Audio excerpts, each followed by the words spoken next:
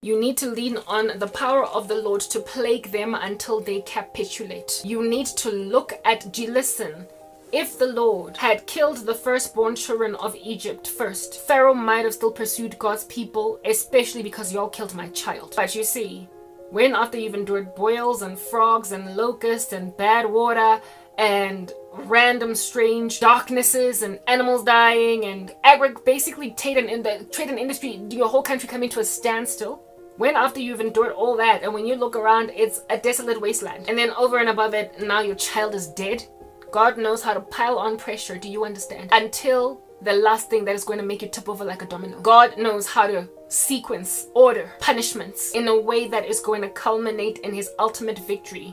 Given that he's dealing with obstinate mankind that even when they've got boils on their cheeks, they're still disrespectful. He knows how to take away things in a linear fashion so as to culminate in ultimate prosperity for the righteous. He will take away things, but each blow will hurt. It's like Chinese water torture that way, right?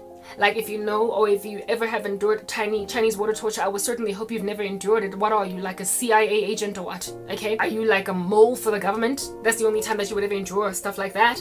But I will humor you anyway to explain to you what Chinese water torture is. I mean, it's always the Chinese with all these ideas, isn't it? Yeah, Chinese water torture is literally grabbing an individual and putting them laying flat as on a bed. And then you, one by one, literally grab something that's got water in it that however comes out by drop. And you just land that water on their forehead. Goop, just dripping on their head. Goop, dripping on their head. Goop, dripping on their forehead. You're not waterboarding them. You are not starving them. You are not enhanced interrogating them. You are just dropping water on their forehead. Goop, goop, goop, goop. As a means to punish them. To get what you want out of them. Yeah. That's what's good. After 1 hour, it's nothing. There's just some water landing on my face. Goop, goop, goop, goop. But after a day, after 2 days, after 3 days of this drop of water landing on your forehead, goop, and slower, in the sense that in the beginning it was kind of like goop, goop, goop, goop, goop, but over the days, it becomes goop, goop, goop, goop, a goop, and over extra days it's now 1 goop per minute. So it declines in how frequently it's just dropping on your forehead while you're lying there hungry, lying there. Your basic functions are still operational, and you've just been getting endured through a gooping thing for days. The day arrives, the moment arrives when 1 drop feels like a large stone landing on your head. Gah! It's like somebody is torturing you by dropping boulders on your head, but you don't die. Like a crushing blow using a heavy object, but it's so light that it can't kill. Therefore, it's like getting beaten by a rock from the sky over and over and over again. Until finally you're like, I will talk, just get that water off my forehead. You are not injured, you are not bruised, but psychologically you have been endured through hell on earth by a drop of water ending up being the weight of a brick, following which it then became the weight of a boulder falling down a mountain. At some point you will say, I can't deal. The Lord knows how to Chinese water torture wicked men and wicked women. The first drips of water are like a little shower, a waterfall. It's nothing at all. But if a saint is persevering and long suffering, that little trickle will become little stones, the stones of which will then become bricks, the bricks of which will become boulders, and eventually you will cave. God water tortured Egypt, plague after plague after plague, and Pharaoh had a strength of resolve in the beginning, but by the time his child died, he'd been spent. The Lord knows how to sequence judgments, calamities. I've been on this platform for 10 years. I'm sorry. I think at this point I'm bordering on dropping boulders on your heads. You've thought my content is what's the word that I'm looking for? You've imagined it innocuous, or like I am running after fool's gold, or that I'm wasting time. This is a fool's errand. This here is not gonna give. Karabo, take the path of least resistance. Except I've become increasingly taxing. With each new video that I drop, it's a bomb. You will recall that I used to post every single day. Triples of water on your forehead. Because of this woman that kept on taking my advanced features at YouTube, I then was made by God. It was not my choice. It was because of the frustration that I endured as a result of my advanced features being taken away, then caused me to plant less. Listen to that. That's a Freudian slip. That's ideal, right? to post less. It caused me to post less because I was frustrated by the fact that I couldn't add thumbnails, all of them on time. It took me like, you only have a restriction of 10 videos, 15 videos under normal circumstances. But then that chick was so abusive that she made it 10 videos only uploads per day. So I was like, Suga, what's the point of trying to post every day? This woman is blocking me, she's thwarting me. So I started posting once a week. Yeah, that's when my little drops of rain became like bricks. It became like little bricks. Well, with me being gone from my old ministry and posting only in this gangster place with nobody watching me, I'm now dropping boulders. It was incremental. What I'm doing, people thought of me as whatever, right? They thought I was non-threatening. Men thought that they could keep on pushing out the goalpost, kicking the can down the road, because apparently I'm going to capitulate, I'm going to settle, I'm going to let myself be the baby mama of some gangsters. Well, now they can't take my bricks on their heads. They can't take my boulders. And with each new boulder is each new capitulation. With each new boulder is each new death. With each new prophecy, God knows how to bring the wicked to their knees. And the saint in question tends to have been doing the same thing all these years, and yet strangely today, it's really taxing what they're doing. Even though it's no different in character, in nuance and structure, in look and feel from what they did at first. They've been lamenting about the same things, but this time it's hitting different. This time it's hitting different. I've been doing the same thing all along, but God has not been doing the same thing all along. He's been administering the same medication to a patient, but this time around the medication that he is administering, albeit being the same medication, the dosage is starting to become lethal. Same medication, different dosages. The longer you endure a child of God through nonsense, the more exquisite judgment at their hands through God becomes. It's all that very basic. So now you get an overdose as opposed to the right kind of healing. Quantities of medicine that can send you home with a clean bill of health and a doctor's note. This time around, you're terminal in hospital, we're having to pump your stomach because you've OD'd. These randos are eventually going to OD on my content, at which point I will have succeeded. At which point I will have succeeded to overwhelm a monolithic structure that everybody was of the vile imagination I'm gonna lose the battle of. I will win because God is behind me. I will win because the Lord is on my side. I will win because Christ got this. I will win because divine intervention is the only way you conquer such structures. I will win because I did not lean on my own understanding, neither take matters into my own hands. I will win because I gave the battle to the Lord. Due to the fact that human beings are impossible to deal with. When they are in their fever or their opulence of injustice against others, they feel entitled to stealing from everybody. Do you understand? The Lord is the only one that can award true justice, so you waste time by leaning on the strength of horses and on the favors pulled in by mere mortals.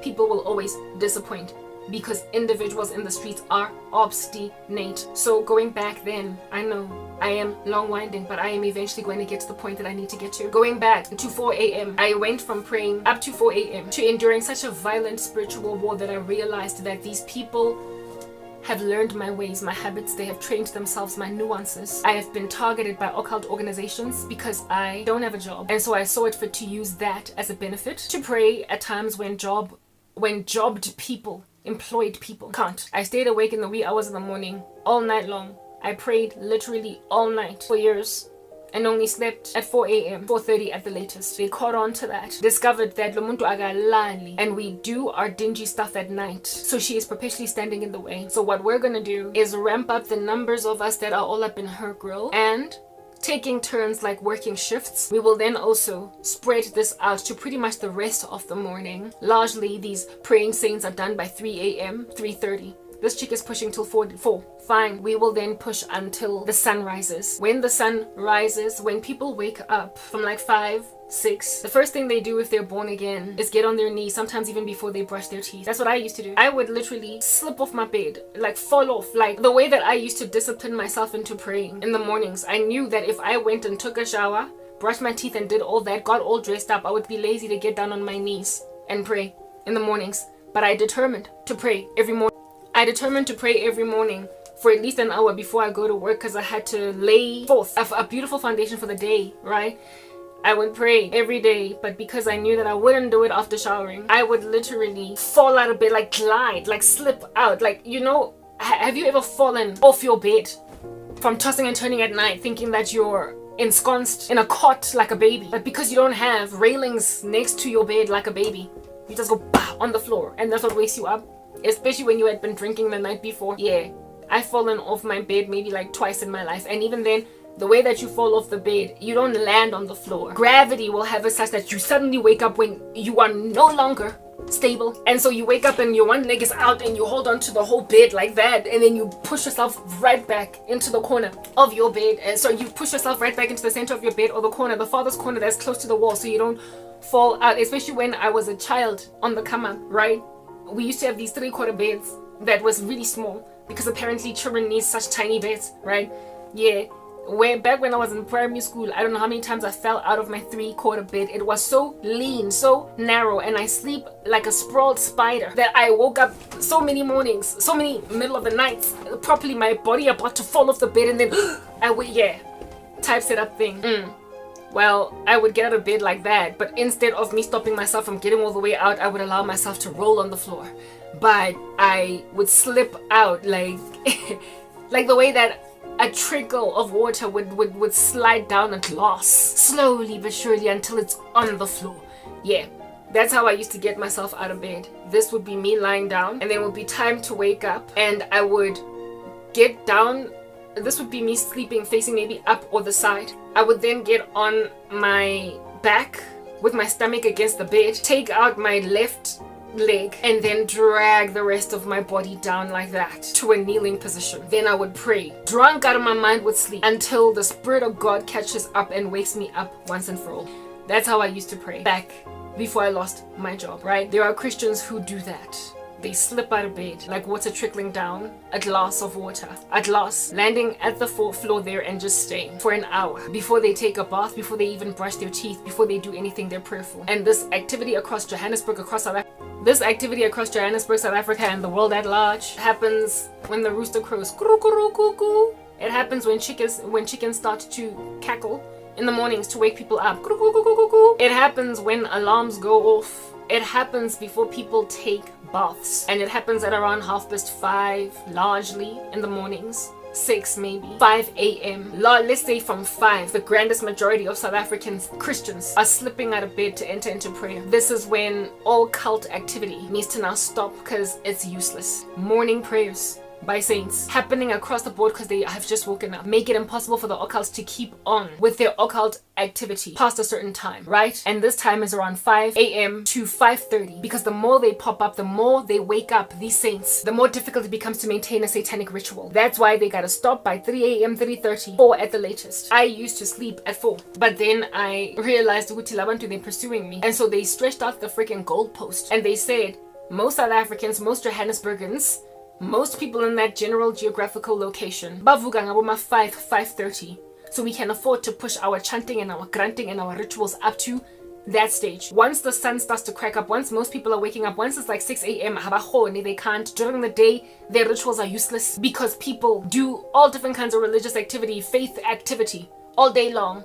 They pray, they go to services, even during the week. Real saints don't allot time for God to just Bible study or just church on Sunday or just 1 hour in the day. Real Christians are so besotted with God that they all up in that business all day long. So the more of them that wake up like popcorn popping out of a pot, the more difficult it becomes for the occult to do whatever they need to do. Waking life saints are peace disturbance to the occult, and that's why they need us to be asleep largely. Yeah, therefore 6 a.m. is not an option. 5:30 starts to not be an option, but it's not as bad as 6. And then 5 a.m. again, not as bad as 5:30. 4, yeah, some of them are awake, but largely they're still asleep.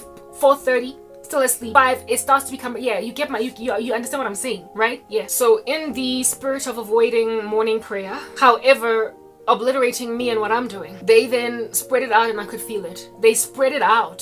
My 4 a.m. was no longer enough. I would go to bed bereft with new spell, like I could tell that I've got a barrage, an attack all up in my grill.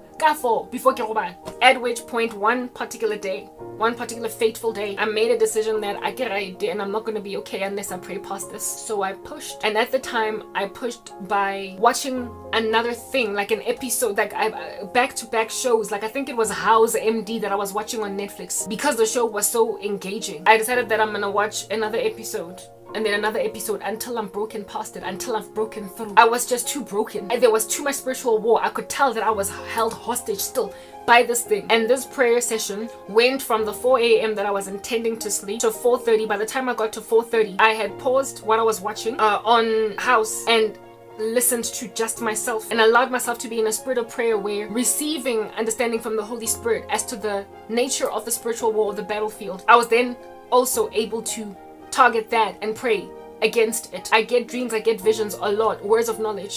And when I'm in prayer, I get stuff dumped into my spirit. But if I'm watching a show on Netflix or even anything at all on YouTube, even if it's a sermon, my mind is distracted by that sermon that I'm watching. So therefore, I started to pause everything and just pray, following in that season of which then I would feel the presence of God just cloud the room to a point of my ears feeling like they're kind of blocked, and I would get vision upon vision upon vision, word of knowledge upon word of knowledge upon word of knowledge, seeing blood splatter. Goodness, I don't know how many times I would see blood splatter across the walls, people hanging on nooses, me being pregnant, me be all their spells. Essentially, I would see them, and instead of fainting, I would get deeper into prayer, the prayer of which is in tongues. I am now swaying front and back, hold it dead still in this environment. And I did that one particular fateful day from 4:30, and by the time I popped my eyes open, it was 8 a.m. and I only popped my eyes open because I finally broke out. I popped my eyes open because I felt a loosening in my spirit, and the way that the Lord shows me some kind of win for the day or for the night is in whatever it is likely that I've been consuming a lot as an external stimuli coming in. During that time, I was watching House MD, and there was this patient there that was, they were declared terminal, like they were not going to come back, that they were going to die. They were essentially told, get your affairs in order, call in your children, call in your wife, because you only have a week pretty much to live. This is what we have diagnosed you with, and it's incurable. And lo and behold, later on in that episode, that same man, Dr. House, goes into his little thinking session again, and then realizes that no, this man does not have a terminal illness. It's perfectly curable. It's not what we thought it was. And then the guy ends up not having to die anymore. The show ends. Yeah, well, during the time when I was watching House MD, it would be episodes like those. Basically, characters in these shows that were declared terminal, that however the diagnosis was flipped, and it turns out that all they needed was a different kind of medication because they were misdiagnosed. I would see myself as one of those patients that was to die, but that was misdiagnosed. There was one episode of House MD that I was watching where this one lady had a perfectly treatable illness, and because of the oversight of foreman Omar Epps, she died. Her illness was perfectly treatable, but they misdiagnosed her and she ended up dying. That was the episode. Nights in a row, there was a time when I was dreaming about being that woman, where I'm perfectly treatable, but I die anyway. And I had to go to war over the next couple of days to conquer that narrative, to conquer that ideal against my person, until I finally got out on the other side, where now I saw myself as rather somebody that is misdiagnosed, but however comes out on the other side alive and discharged out of the hospital. That was the time when I was watching House MD. I moved on from that and I started playing Candy Crush while listening to some sermons on YouTube. Now on Candy Crush, if at all you've played Candy Crush before, you will know how addictive it can be and how you feel so exhilarated by constantly winning, like gold crown after gold crown after gold crown, as in you don't lose a level first before you win it. You then get gold crowns and you get all these treats, these sweets, these boosters. Yeah, some days I'm on a roll with Candy Crush, right? And I'm just winning day after day after day after day after day after day, and I have to force myself to sleep. I have to force myself to put the phone down because I'm still winning. And even the challenges, the races that you play there, I'm out here winning every last one. I'm out here defying everybody that's in the race that I find running the race, and I catch up and I win. There are days when I'm just killing it on Candy Crush, okay? Yeah, that's what's good. How I conquer, how I know that I've broken through. Sometimes I will see the gold crown on Candy Crush as a vision. Once you've won the level, that is the Lord telling me you've won the level. I will just get a vision in the middle of prayer of the gold crown, or of that party thing that you burst and it's got like confetti all over the show.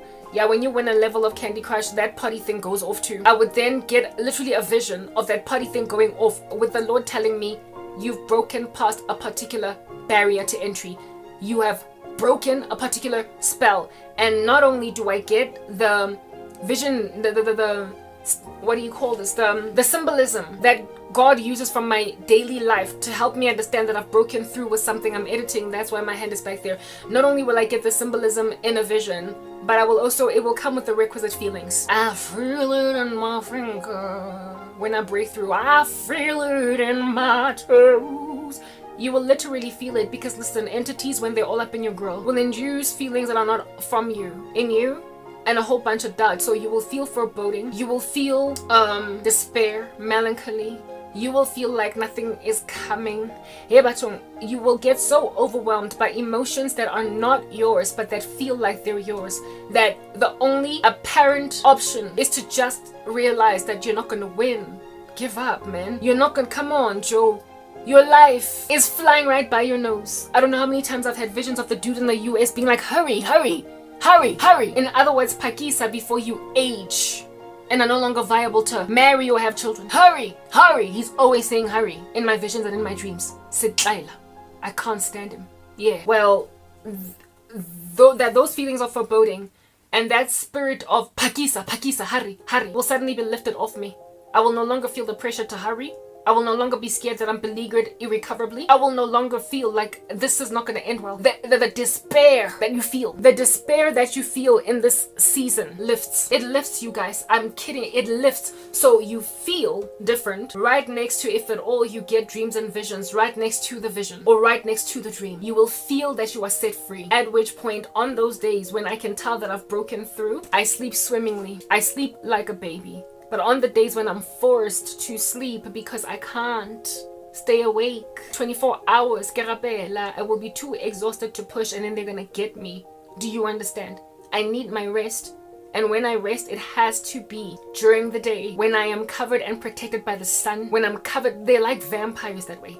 I am literally covered and protected by waking hours. Because in waking hours, there's not much they can do because of the praying church in the city, in the town. They can pounce on you only at night when most Christians are fast asleep. So it is during the day when I get the most restful sleep, when I am not attacked. Like I have tried, guys, to sleep busigu. They have doused me with a sleeping spell and I will not sleep through the night. It'll be 1 hour before I am wrenched out of sleep by a horrific spiritual attack. So it's counterproductive. They attack me with so much witchcraft when I'm sleeping at night, actively functioning in that area, that I am woken up by it. Scorpions crawling on my neck, or just a sense of foreboding or getting out of a horrible dream where some nightmarish man is pursuing me. And also just a sense of foreboding like I'm gonna die. Like this is over. It's 2 a.m. Goodness, there's still so much ground to cover. There's still so much night to go through. And manje, if you wake up out of sleep, it's that much harder to start a spiritual war fighting prey. It's that much harder. So you're better off not sleeping at all so that you can conquer all throughout the night and sleep only when it's time to sleep. And then wake up and then basically start again to deal with these entities, to deal with this darkness at the time that you wake up. At night properly. So therefore, if I push, because I can tell that I'm not yet broken through from 8 a.m., if I continue to push to like 9, 10, 12, the risk in me doing that is in the fact that I'm going to be forced by a very exhausted body to sleep at 8, 9, 10 at night because I can't have. If I'm awake for just 3 hours while the sun is still up, when it starts to set, I won't be able to conquer how drowsy I am. If at all I did not sleep my full 7 to 8 hours, if I didn't sleep my full cycle, that's when it starts to become nicely seemly to me to literally sleep ka 8 or ka 7 or ka 9 busiku. And since I know that me, I can't sustain being asleep from 9 until 6 a.m. the next morning because I'm going to get wrenched out by spiritual attack, it is defeatist for me therefore to try and pray that kind of spiritual attack that still lingers into the next day past the hour of 8 a.m. I have determined that 8 a.m. is a safe zone. It is a safe spot. Do you understand? Because of what happened the other day. Ever since therefore breaking through from that day where I dreamt that I had broken through as a patient that was once terminally ill, since that 8 a.m. day, that's when I realized that these people are following me well into the wee hours of the morning. Not wee, but well into the morning. They're pursuing me well into the feasible morning. In other words, a morning where they can still pursue you with witchcraft, like from 4 to 5 a.m. They are pushing themselves out. They are literally robbing themselves of sleep to try and take something away from me. That's the thing about the occult, right? When they're dealing with very feverish Christians, they will like cutting their noses to spite their face. They will rob themselves of sleep. They will rob themselves of peace. They will continue with the ritual. They've got a meeting in 4 hours. Busy, granting over a shrine because he's at war with a saint that just refuses to go to bed. War with a saint and so they will also khana to robala, except unlike me, these buggers got jobs. Unlike me, these buggers got normal lives. They got wives and children. They got things to pitch for in life. So if they wear themselves out with spiritual war all night long, trying to get to a saint, they are the ones that are making themselves unable to concentrate in business meetings. They're essentially setting themselves up for failure, ascertaining that nobody in these streets is going to be content to take them seriously with any level of rest in their bones. They're making sure that people are going to keep on asking them, are you okay? Did you rest? Are you fine? You look distracted. Because destroy over a candle or whatever pertaining a saint. But with this kind of attack, you highly unlikely as well, which is the sorrow, are going to be dealing with just one occult practitioner. They take shifts. They're working together to try and maintain a 24-hour psychosis or a 12-hour psychosis against a saint, so they will never breathe. But the sad and disquieting thing about the lives they live is that they tend to get defeated by saints. Literally having done a ritual over 7 hours, the saint will uproot all their hard work in just an hour, which will then lend me to the same thing I keep saying. If your stuff is kept together so violently, like with sticky tape, why are you maintaining a God that's so easy to uproot with just 1 hour's worth of prayed up, fasted up consecration to God? Why does 1 hour of an effective fervent prayer of a righteous man uproot days of a satanic ritual? Why, upon that happening, are you still an occult practitioner? I don't get it. Like, Christians uproot monolithic structures that they have been running in mere moments that took them 20 years to build. When you've made observations of that, why are you holding on to Satan?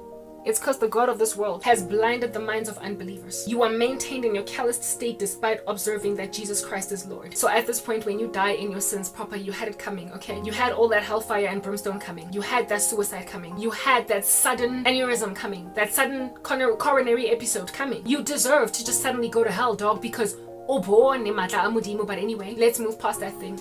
That one day when I made a decision to pray to the point of 8 a.m., I saw that they are pursuing me well into that kind of hour. And when the Lord first convicted me of that, I said right there on that day, in that spot, that God, no, I need my sleep. I literally said to God, you cannot be telling me that I need to then going forward start to push out my praying times to 80, who's saying 80. I complained at first, but you see, just like I said earlier when I first started recording this video, I said that the Lord said to the human race after he made them, be fruitful, multiply, fill the earth and occupy it.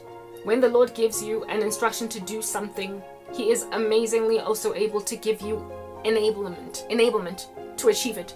He gives you an ability to succeed in his decrees. He gives you power to fulfill that which he demands of you. So I lamented at first on some until 8 too much. Lo and behold, the next couple of days that would come, it came to me like a knife through butter. It was so easy for me to do. It was so easy. I found myself when 6 a.m. would come, gliding right past. I went from 4 a.m. to 6 to 8. And I found myself gliding like a hot knife through butter to 8 a.m. easily. Literally, God was telling me, add an additional 4 hours to your night routine, to your nocturnal routine, and grab that 4 hours out of the day. So where before you used to wake up by midday, basically make sure that you get to see some of the morning. 11:30, 12, be up by then. That was my initial strategy. Now I wake up 2, sometimes 2:30, sometimes even 3 p.m. And it's hard for me to understand that that's the time that I wake up. Most of my day is gone. The afternoon is frankly ending, but the afternoon is still covered with saint prayer. It is still a safe zone to wake up and to be asleep, but the night isn't. That's why my schedule changed. You will remember I used to record outside in the car during the day. Now I wait until 10 if at all I'm going to be recording a video, until after I've taken a shower. Then I start recording. Right now as I speak, it's 2:01. This has become normal. There was a time when I considered it unacceptable to be awake at this time. The Lord shifted out the goalpost and said, you're still going to get your 8 hours of sleep a day. It's not like you're robbed of sleep, but you need to sleep later on. You need to sleep during the day when their activity cannot thrive. And when then they start to like werewolves, you must also be awake at that time. You need to wake up at a time when you need to sleep at a time when they cannot now say so we can get to her. It needs to be impossible for them to attack you in your sleep. And the only time where it is impossible for them to attack you in your sleep is during the day when other saints are advocating on your behalf. They can't touch you. It's like you're awake too. So essentially to them, you're basically this beast that's awake 24 hours a day. At first I complained, but then I obeyed through the enablement of Christ. And now I am praying until 8 a.m. But my prayer had to ramp up yet more again, fever. Because while I was praying, I was watching some show on Netflix. I had just come out of Virgin River. While I'm praying, I'm watching something on YouTube. And remember that day that I told you guys that I prayed and I paused everything and it was quiet. That kind of paused, quiet praying is taxing to be maintained, especially to enter yourself into it from a space where you are not praying like that. It is a lot of effort to finally plug into the Spirit and then push for 2 hours. It's onerous, it's taxing, we are naturally quite lazy. It's onerous and it's taxing, and naturally we are quite lazy as people. So I would not have managed to maintain it. So one fateful day I made a decision, and I don't even know how this came. Oh yes. No, actually, how did it come about? Did I make a decision? Did the Lord give me the idea? Or did I do it by happen? Nah, it was happening. You see this abuser in the house. This Yahya Sinwa in the house. That's wreaking havoc in everybody's life, that is at the end of herself. She's manifesting violently, and she is trying to take as many people as possible with her to her destruction. God forbid. I hope she repents. If she doesn't, guys, literally my heart is prepared. Do you understand? I've gotten to that point. That's how toxic this individual has become. I am preparing my heart for the possibility that she could die, because she is not only peeving God off, but she's become insufferable to the whole family. She is manifesting so violently. And if this woman doesn't repent, she will die. And we have been getting prepared to deal with her death should it happen. A terminal patient that people are trying very hard to save, like a junkie, but that will get no help. And so therefore, slowly but surely over time, an individual like that in a family, people start to massage their hearts for the prospect of their deaths, even though it's not ideal. They prepare themselves. Like, you know, when you've got a terminal patient in the family, like they've got terminal cancer, they're gonna die. You're given time to wrap your head around the fact that someone you love is not gonna be with you. That even though it hurts when they pass away, unlike most people who get shocked by a random car accident, the people who have got a person with a terminal illness had time to make closure, to get their affairs in order, and to make peace with the fact that someone they love is not gonna be here one day. And one day, very soon. This woman has made herself terminal to the family. No one wants her gone, no one wants her dead. But the way that her life is right now, the way that she is right now to everyone, the way acting apkade, who inevitable that one day we could find her just in a pool of her own vomit, urine and feces, just dead on the floor from alcohol poisoning, just an extremity of self-defeat until they die. Either that, or the police are gonna come here and tell us to go and identify a body at the mortuary because somebody was drinking and driving. A downward trajectory with a person swearing at everybody, trying to intervene that there's nothing you can do. Literally, guys, when you've got a really bad problem with substances and you know that you need to stop because you've lost your entire life, nothing is giving, and yet even though you don't have all that much money, you still go to the halfway house every single day to buy a fix, to a point of buying cheaper and cheaper drugs just to get a fix. You could seek out rehab because you can see that this thing is not sustainable anymore, right? You can't afford the drugs anymore. You can't. That's why you have to opt for cheaper and cheaper ones rather than go to rehab, get clean, and face the music, because you can see this is killing you. It is within your cognition, your rational mind to do that. You choose rather to spit in the face of everyone that's trying to get you to stop drinking or taking drugs, and you arrogantly in their face show them with your face having cocaine on the nose. You've just schnoffed, and you laugh at them when they tell you where to get off. You yell right back at them when you tell them, what are you doing? When thanks to their schnoffing of cocaine, they have messed up with everything in the house. They've stolen something and sold it to get a fix. They then laugh at you when you yell and scream at them because they literally are taking pride in the fact that you are really frustrated. This is an individual with a drug addiction, right? They're miserable, they're depressed, they wish they were not drug addicts, but rather than try to find help, they want to end their demise under a substance, take everybody down with them by miserating their entire ecosystem with their drug habit. Like a person that will walk into a room and just spill the juice on the kitchen counter just so you can come in there and clean it. And then when you talk to them, they laugh at you, they yell, they scream, and they act in ways so as to claustrophobically irritate everybody in the room. They know that they're miserable and that they are making everybody miserable, but they don't care because they've got a pomp and an arrogance and an obstinacy in them, an obstinate energy in them that is saying, I have a nose, but I don't care for it since I'm on my way out. So I'm gonna cut it to spite my entire face. It is possible for me to basically be a little bit happier even though I'm generally very sad. I will perpetually endure the consequences of my crazy life. I could go out with a lighter hearted story, but I choose the path of most resistance, in that I'm not gonna, over my dead body, watch this. I'm not gonna watch my family go on and live their lives and thrive and be merry while I wallow in the regret of my actions. I'm not gonna let them go and do what they need to do while I watch them do what they want to do. Rather than admit that you messed up so there will be consequences, but you could have an easier existence full of support and love, you choose to braai and boil everybody on your way out. So that individual junkie that will show you even after they've snuffed a line of cocaine, it is chilling on their nose right there. That's a person that, as one who loves them, you start to prepare your heart for the day when they're foaming at the mouth on the couch, OD'd dead. You will cry, you will mourn, but you will have prepared your heart, because they even show it to your face now that every day they're buying cheap drugs. Every day they're buying some variation of cocaine that is not the real deal, it's not even clean. It's got other things in there because that's the only one they can now afford, given that they've squandered all of their money. They show it to you in your face. We live with someone with a drug, not a drug, but an alcohol habit. And this person, guys, daily, they purchase booze. Daily. I mean, does vodka not last you at least a week? No, not when you're a drunk. And even then, you will buy cheaper and cheaper versions of vodka. And even though you stink up the whole entire house, you not only are going to enjoy everybody through the stench of an alcoholic in the room, but the behavior of an alcoholic. You be out, you're taking off your underwear for what purpose, and then you just kind of leave it right there, or you hang it on the windowsill for somebody else to take it. Towels on the floor, wet towels, like kitchen counter. You cut up some tomatoes and you spread them on the counter, and then just let them to dry and callous for somebody else to rock up and wash that off. Sitting in your own vomit, sitting in your own defecation, sitting in your own urine. And you pride yourself on the fact that people can't walk around your ecosystem because then they have to deal with the stench of your rigor mortis. Refusing to take showers, refusing to properly cleanse yourself. Period stained underwear. Instead of washing it yourself, you then put it in a washing machine with other people's laundry to stain their bottom with your period blood. I found her underwear that had period blood on it in my laundry that I had put in the washing machine to do a cycle. I had to take all that stuff out, wash my hands 1,000,000 times, and run my clothes twice again through the wash, even though they'd already been washed. Because this person does stuff like that. That's what living with a person with a drug issue or substance abuse issue or an alcohol issue is like. They become so defeatist and so obstinate when you try to correct their behavior that they will not only maintain their activity, but they will show it to your face that they're all up in that grill.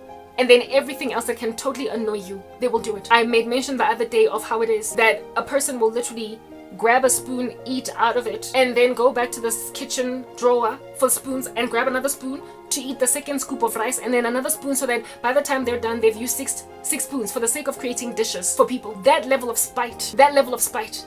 Not taking showers days on end, knowing that you're going to stink up the entire house right next to your alcoholism. Not because it's comfortable to be clean and sitting in your own vomit and defecation, but because it makes everybody else in the house walk around with tissue in their noses. That's the situation that we're dealing with right now. I mean, it is so self-destructive and masochistic, and nobody wants to be seen in that state. And then the sad and disquieting thing is that when this individual gets on the phone with her people, they talk to her on loudspeaker and she's normal because they are not living with her in the same property. And then she lies to them about us basically treating her like trash. If these individuals were to walk in on her, if they were to have that same conversation on the phone that she's having with them, live, as in this person is sitting right next to you, you wouldn't be able to take it in your stride. The smell of alcohol in their mouths. You would not be on their bodies. Because when you are a heavy drinker, no longer does pooza just come out of your mouth. So you can take a breath mint and it not stink. When you are an alcoholic, alcohol literally oozes from your pores. You smell it. It smells in your shoes, your socks, your clothes, and in the whole house. I used to drink before my ex-boyfriend and I. Whatnot. Do you understand what I'm saying? And yet, if I was sober and he was drinking, except for being really close to him, I couldn't smell that he'd been drinking unless I was really close. And if I would open the house and enter a room where he was at, I wouldn't be able to pick it up unless I'm close to him. Because when you're not an alcoholic, alcohol does not smell all over your body. And it doesn't reek in an entire house. But alcoholics, it's part and parcel of their blood. It's coursing through there like hemoglobin, such that it literally evaporates like a gas off their entire body, and it's stuffy, so you will smell it throughout the house. They don't even smell like a nightclub. They're worse than a nightclub, because in a nightclub it has a whole bunch of drunken youth in there, but not all of them are drunks every single day. But a person that's a drunk, if you've lived with you will know. If you've lived with an alcoholic, the whiff of their pooza is all over the yard. Like, I can smell this woman outside before I open the house. I can pick it up just from standing on the stoop about to enter the kitchen. How then is my mom and my little sister able to take that in their stride when they're inside? I can smell it from outside. Back when she had my baby sister's bedroom when I would pass the bedroom, I could pick it up. I remember telling myself, she smells like cough syrup, because the alcohol that she drinks is sweet. O desha vodka ya gage ka sweet things like Sprite orange, Fanta orange, Stony, Oros. So it's sweet puza mixed with vodka. Well, I know something that's very super syrupy and sweet that also has lots of alcohol in it. Cough syrup. Literally, she smelled like cough syrup. I was like, it is written on cough syrup bottles that it has alcohol in it, but never in my life did I ever imagine that I would ever know that this is why cough syrup smells the way that it smells. It's because of the alcohol. A mixture of sugar and puza smells like that. Yeah. From Kamon Tlejo. From outside. When a person is going out of their way to do that, even though it's perfectly within their cognition to choose to get help, but they choose rather to take with them to where they're going everybody else. If at all there was no intervening God to make sure that a self-destructive masochist and sadist does not end everyone around them, the world would reach entropy. We would all be at the mercy of a small percentage of souls that don't care to wipe their buttocks after doing the number 2, that don't care to get up from where they vomited to wipe the vomit, that don't care to scrub their armpits after running 10 laps around an athletics patch that they might not stink up the office. The world will be subjugated to the tyranny of people that don't care to get their hygiene factors in check for the sake of being considerate of your fellow man. Lo muntu uyazi that she is miserating everybody. And for her, it's, I'm not gonna go out alone. Ruin your life with alcohol and then you say you're not gonna go down without your mom being there with you and your siblings. That's why our hearts are prepared for her death. Hlongwane lebatu. And then when my mother raises issues, she screams on top of her voice to a point of neighbors hearing, so as to restrict or minimize how many times my mom can raise issues. Because my mother is, of course, paranoid about neighbors, pedantic about not being that neighbor. Odulang arasa, odulang chicana, odulang bunale public unrest in her house. She doesn't want to have that reputation for that brawling household, so she's made to hold her horses. She's made to just shut up. Otherwise, if she raises something with this person, the way, hey guys, F word, S word, P word, all different kinds of expletives, and on top of her voice, so all the neighbors can hear. Can't just have a discussion about leaving the kitchen counter looking a certain way without her responding with F word, leave me alone, so loudly that sometimes you can hear neighbors literally going to their sliding doors just to close them so they don't have to hear what's going on back here. We now all look like a dysfunctional family, and even though that might be true, largely for the past couple of years before this person came to live here, nobody knew because I was not that loudmouth and I was not that arguer with my dysfunctional family. It was all within our 4 walls. This individual has made the whole neighborhood imagine us a very unstable family. Lomundlona had her own house that she was paying bond for. She lost it. You see, alcoholism, substance abuse, any kind, whatever, drugs or alcohol, you will watch your career fizzle away. And even though you've been fired from 4 jobs before, but hey, guess what? You still have this job. You will literally lose even that job. Highly educated, extremely qualified, went to Harvard. Just like my dad, albeit being extremely qualified, my father was even a lecturer at the Oliver Schreiner School of Law at Wits. By the time he died, he was nobody. He had nothing. Highly gifted. When you have that much to write home about, when you have that much to take home, and for some odd, macabre, strange, anomalous reason, you don't seek out help for the sake of the fact that you studied for 20,000 years at varsity, you are esteemed, you are highly regarded, and you can still salvage yourself, and you don't. Do you not see that you've been taken over by the God of this world that has blinded the minds of unbelievers? When you literally have everything to lose and you still allow yourself to lose it anyway, you have been taken over. Listen, I can never understand that kind of addiction. I've had addictive personalities to things like boyfriends before, random things that you can talk over in therapy and come out with everybody saying, oh, you're such a spoiled brat, toughen up, man. That's the most of an addictive personality that I can tell you about. There was a time when I was taking maybe 1 too many grandpas, and I imagine that maybe this is an addiction, but proper, I'd never ever taken more than 4 grandpas a day, and even then not day after day after day. Only when I'm on my period I would take like a whole bunch because I'm in so much pain, following which then I would stop. That's as much addiction as I'm aware of. Taking a little bit too much grandpa because you've got too many headaches a day, and even then you discover that I've taken the 3rd grandpa today, I'm not going to take it, and then you don't take one for another 5 days. That's the most that I can explain to you of addiction. I don't know the kind of bondage, stronghold with substances that this individual is walking in, so I cannot relate. Therefore, anybody that's ever been a junkie that has recovered, anybody that's ever been an alcoholic that has recovered, what in the world is going on? Please tell me in your minds. When being a doctor, a doctorate, like you've done a dissertation, you are a lecturer at a university, You are well esteemed, you've done roadshows, you've done speeches, you've traveled across the world. You are highly regarded in your circles. When you've got all those achievements under your belt and you therefore have a vested interest in maintaining them, and therefore your clout and street cred, what out of cocaine makes it okay for you to lose all that? What out of alcohol makes it okay for you to lose all that? I mean, what is it about alcohol that makes it okay for you to lose a house and move back to your mother's house as a woman in her middle age? What about, I've got a job, right? And with this job, I'm paying a bond for a house. I'm grown and I've got an independence about me. When I start to lose job after job after job to a point where I'm defaulting on my mortgage 1 month because I got fired from my job for being drunk on the job, what about then getting a new job when you were 5 seconds away from your house being foreclosed on? And then you get a new job and now you can pay again the bank and you're like, okay guys, please, I've gotten a job, give me mercy. And then they give you mercy when then you're in this new job, having come from a history of nearly losing your house, but now you've got a job. You escaped, right?